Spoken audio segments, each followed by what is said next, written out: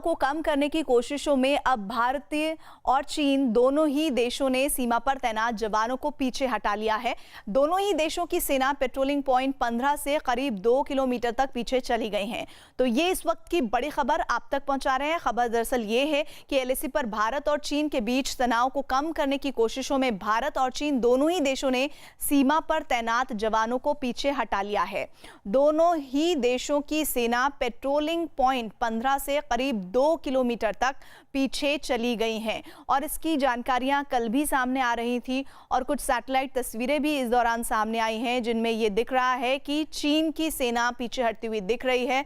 संदीप हमारे साथ लगातार बने हुए हैं इस खबर पर अपडेट के लिए। संदीप, जरा बताइए कि दोनों देशों की सेना पेट्रोलिंग पॉइंट 15 से करीब 2 किलोमीटर तक पीछे चली गई हैं। इसका मतलब क्या है, क्योंकि इसके चिन्ह तो कल ही मिलने शुरू हो गए थे। बिल्कुल, देखिए 2 दिन हो गए हैं लगातार जो है डिसएंगेजमेंट का जो प्रोसेस है वो जारी है और चीन कम किए जा रहे हैं सोल्जर्स और उसी के मद्देनजर जो है अभी फिलहाल जो हालात है उसमें पीपी पॉइंट 15 से जो है सेना जो है चीन की सेना पीछे हटी है। हालांकि अभी तक सेना के सूत्र बता रहे हैं कि उन्होंने अभी ग्राउंड पे वेरिफिकेशन जो है वो अभी नहीं की है और उम्मीद की जा रही है कि जल्दी जो है वेरिफिकेशन किया जाएगा। लेकिन ये एक अच्छी खबर है कि जो तनाव सीमा पे बना हुआ था, एलएसी पे बना हुआ था, वो कम हो रहा है।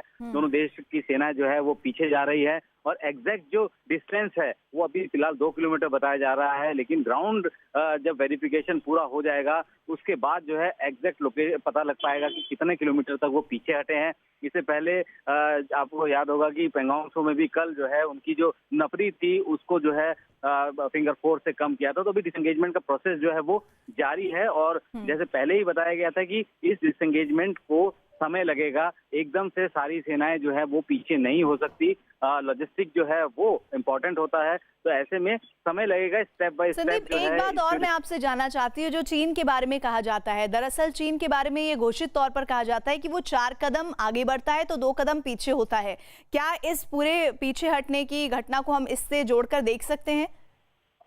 बिल्कुल, देखिए चाइना जो है वो इंचिंग फॉरवर्ड पॉलिसी पे चलता है, यानी कि वो जितने अगर 4 कदम आगे जाता है उसके बाद विवाद शुरू होता है, फिर वो कहता है ठीक है हम 2 कदम पीछे चले जाते हैं। तो यही वजह है कि सेना जो है इस डिसएंगेजमेंट प्रोसेस को जो है बहुत क्लोजली मॉनिटर कर रही है, क्योंकि वो देखना चाहती है कि चीन जो है वो एक्चुअली जो है उस इलाके तक गया है और कितनी देर तक जो है वहाँ पे रुका है। तो यही वजह है कि अभी मॉनिटरिंग जो है वो चल रही है और मॉनिटरिंग के बाद ही डिसाइड हो पाएगा कि वाकई ये लोग डिसएंगेज किया है। लेकिन चीन ने साफ कर दिया कि वो डी एस्केलेट नहीं करने वाला, यानी कि वो eyeball to eyeball contact में जिस भी जगह पर है भारतीय सेना के साथ वहां पे तो पीछे हट जाएगा। लेकिन अपनी जो उसने जो वहाँ नफरी इकट्ठा की है, अपने जो पूरा जो तैनाती की है पीछे उन सब इलाकों के पीछे जो उसकी जो तैनाती है सेना की, चीनी सेना की या उनके बख्तरबंद गाड़ियों की या आर्मर्ड व्हीकल की, वो अभी फिलहाल वो कम करने नहीं जा रहा है, ऐसा सूत्रों का मानना है। डिसएंगेजमेंट जरूर करेगा लेकिन डी एस्केलेशन के लिए अभी फिलहाल चीन तैयार नहीं हो रहा है।